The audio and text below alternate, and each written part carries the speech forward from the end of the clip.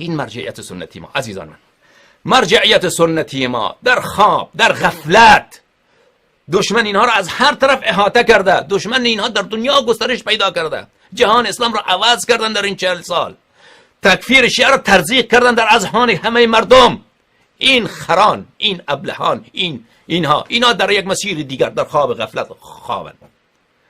درسته بعضی از اینها مثلا در جاهای سخنرانی کردن. درسته مثلا آقای صافی گلپایه ما منکر نمیشیم، کتابی نوشته در روایت ترجمه کرده درباره امامت امام عصر علیه السلام. یا مثلا یکی دیگرش کتابی نوشته، مثلا کتابای کوچک نوشته در نفس نفیس خاتمیت، یا سخنرانی کرده مثلا 4 5 10 تا خصوص. اما این کار اصلی اینا که نبوده. کار اصلی اینها که این نبوده. کسی که در عمرش مثلا 10,000 جلسه فقه اصول گفته، در کنارش آمده 20 تا سخنرانی برای امامت اهل بیت علیهم السلام کرده، اون همه استعداد جوانهای شیعه را صرف چی کرده؟ صرف استصحاب، صرف مسائل خارج مکاسب کرده. آقای مرحوم مثلا میرزا جواد تبریزی بعدش میرفته در مسجد در روزه گریه هم میکرد. اون گریه او چی به درد میخوره عزیز من؟ او گریه میرزا جواد تبریزی رحمه الله چه به درد میخوره که رفته برای حضرت رقیه سلام الله علیها گریه؟ اون گریهش خیلی خوب بجا، گریهش بجا. اما ای میرزا جواد تبریزی، اون زمانی که تو منبر داشتی، اون زمانی که تو مرجعیت داشتی، اون زمانی که جوانان با استعداد می آمدن که پیش تو دین خدا یاد بگیرن، تو به اونا چی یاد میدادی؟ مباحث الفاظ، مباحث مشتق، مباحث امر، نهی، اینا رو یاد میدادی؟ غیر از اینه تو اون زمان چرا یاد نمیدادی مباحث امامت اهل بیت الطاهرین علیهم السلام را؟ چرا اون عقاید حق را که جوانان شیعه، مبلغین شیعه بتوانند از دین دفاع، اونا رو چرا یاد نمیدادی؟ چرا جوانان، چرا حوزه های ما از این امور غافل باشن، از دین خدا بی خبر، احادیث اهل بیت علیهم السلام متروک؟ چرا؟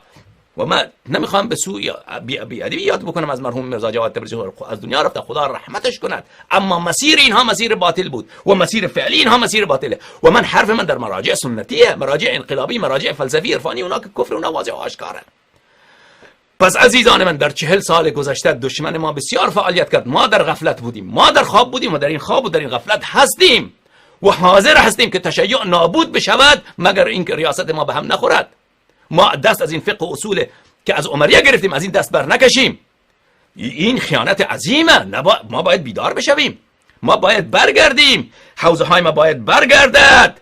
اون مباحث اصیل تشیع چیست؟ کتاب و عترت. اون مباحث را به صورت صحیح و درست، آراء رجال الى جهنم، فقه و اصول الى جهنم. این که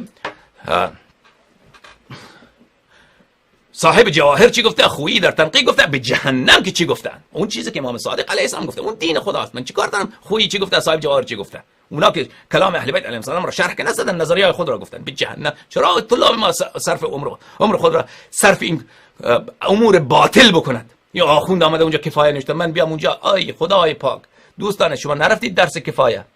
این درس کفایه چقدر درس دقیقه، سطر شما باید چقدر دقت بکنید که بخوانید، زحمت بکشید، شب تا نصف شب باید مطالعه بکنید. صبحم که صبح بلند میشید باید برید زود مطالعه بکنید که درس استاد میرید خوب متوجه بشوید که چی گفته، بعد بتونید در استاد اشکال بگیرید، متوجه بشید، اگر چیز نفهمید بپرسید. آخر دین خدا همینه. این کفایه چه ربطی به مذهب شیعه دارد؟ این چه عزیزان؟ غفلت بازی تا به کی؟ پشت کردن به اهل بیت طاهرین علیهم السلام تا به کی؟ این دشمن از 4 طرف آمد شما را محاصره کرده، جهان را گرفته، شما آمدید بله به اباطیل دل خوش کردید و بعد کسی هم بر شما ایراد نگیرد که هر کسی ایراد بر شما گرفت نوکر وهابیت، نوکر صهیونیسم. دینتان